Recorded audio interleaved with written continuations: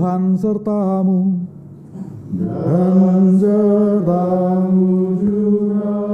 Inilah Injil suci menurut Santo Lukas. Dimuliakanlah Tuhan.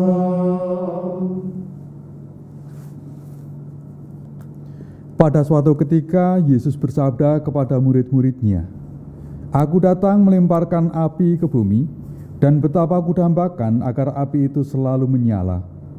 Aku harus menerima baptisan, dan betapa susah hatiku sebelum hal itu berlangsung. Kalian sangka aku datang membawa damai ke bumi? Bukan damai melainkan pertentangan. Karena mulai sekarang akan ada pertentangan antara 5 orang dalam satu rumah, 3 melawan 2 dan 2 melawan 3. Mereka akan saling bertentangan, bapa melawan puteranya dan puteranya melawan bapanya, ibu melawan putrinya dan putri melawan ibunya, ibu mertua melawan menantu dan menantu melawan ibu mertuanya." Demikianlah sabda Tuhan. Terpujilah Kristus.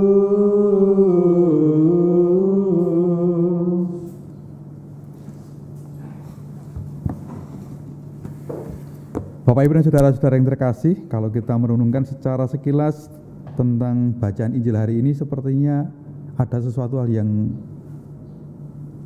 ngeri sekali, begitulah. Tuhan kok malah sepertinya seakan-akan menghendaki adanya pertentangan, ada permusuhan, ada perkelahian. Tapi mungkin baik kalau kita merenungkan mulai dari bacaan pertama, dari surat Rasul Paulus kepada jemaat di Efesus tadi. Tetapi ada sesuatu yang sungguh-sungguh sebenarnya indah yang perlu kita juga renungkan menjadi poin perenungan kita. Dia sanggup melakukan jauh lebih banyak daripada yang dapat kita doakan atau kita pikirkan. Seperti ternyata dari kuasa yang bekerja dalam diri kita. Sesuatu hal yang sungguh-sungguh indah sebenarnya ketika kita mau merenungkan ini. Ketika kita berdoa, kita seringkali doanya itu parsial. Apa yang kita minta, apa yang kita butuhkan, begitulah. Kita dalam bepergian, kita dalam perjalanan, kita meminta keselamatan, minta selamat sampai di tujuan. Ketika kita hendak doa makan, maka kita juga mendoakan makanan serta mereka yang telah menyediakan makanan itu. Dan lain-lain banyak hal. Meminta jodoh juga diberikan, bahkan sampai usia 26 tahun, begitulah begitu. Jadi itu, dan bukan hanya itu, ternyata bahwa apa yang kita minta itu diberikan lebih daripada yang kita minta itu, yang dapat kita minta oleh Tuhan. Maka Tuhan itu sanggup melakukan jauh lebih banyak dari yang dapat kita doakan dan kita pikirkan. Kita perjalanan bukan hanya keselamatan, tetapi juga mungkin di sana ada panorama yang bisa kita lihat kiri kanan jalan. Kemudian ada aneka peristiwa yang ada juga kita temukan. Mungkin di sana ada jalan berlubang, ya oke lah. Tetapi bahwa itu menjadi bunga-bunga juga di sana. Sesuatu hal yang sungguh-sungguh pantas kita renungkan, pantas kita syukuri. Maka Santo Paulus itu mengatakan dalam suratnya kepada jemaat di Efesus itu pada awal-awalnya, "Saudara-saudara, aku bersujud di hadapan Tuhan, di hadapan Allah, di hadapan Bapa." Artinya dia berdoa. "Pokok segala keturunan di surga dan di bumi, dan ia berdoa supaya seturut kekayaan kemuliaannya, ia menguatkan dan meneguhkan kalian oleh roh yang diam yang di dalam batinmu, sehingga oleh imanmu Kristus diam di dalam hatimu." Artinya bahwa Santo Paulus, Rasul Paulus ini memohonkan roh. Ya, dengan roh itu kita dimampukan, kita diajar, kita dituntun agar kita sungguh-sungguh bisa melihat kemahakuasaan Tuhan dan belas kasih Tuhan itu. Tuhan yang berbelas kasih, Tuhan yang senantiasa menyertai itu.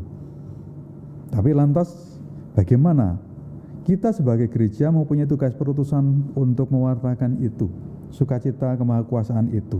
Tetapi lantas ketika kita mau merenungkan, kita kaitkan dengan dalam bacaan Injil, maka seakan-akan sepertinya kok bertolak belakang. Tetapi ketika kita merenungkan secara lebih dalam, ternyata juga tidak demikian, bahwa tugas perutusan kita sebagai utusan, sebagai duta, maka kita pun juga mesti harus dimurnikan. Maka ketika Tuhan itu mengatakan, aku datang melemparkan api ke bumi dan betapa aku dambakan agar api itu selalu menyala. Maka dengan itu segala tugas perutusan dan juga karya-karya kita, perbuatan kita itu hendaknya juga dilakukan dalam terang. Terang oleh karena api yang menyala yang telah digulirkan oleh Tuhan, yang dilemparkan oleh Tuhan itu. Biar semuanya itu bisa dilihat apakah itu sungguh-sungguh baik atau tidak. Dan kemudian yang kedua, api itu juga mau memurnikan. Maka kita pun juga sebagai gereja juga senantiasa hendaknya dimurnikan. Apa yang kita buat, apa yang kita lakukan, karya-karya kita, apakah sungguh-sungguh itu merupakan tugas perutusan yang kita emban, ataukah itu hanya misi kita pribadi? Maka di sana mungkin di sana akan terjadi pertentangan, bukan hanya pertentangan dengan orang lain, tapi juga pertentangan batin kita. Mulai dari pertentangan batin kita antara yang baik dan yang tidak baik, antara mana yang kudus, mana yang jahat, dan sebagainya. Maka pantaslah bahwa kita hendaknya senantiasa dimurnikan.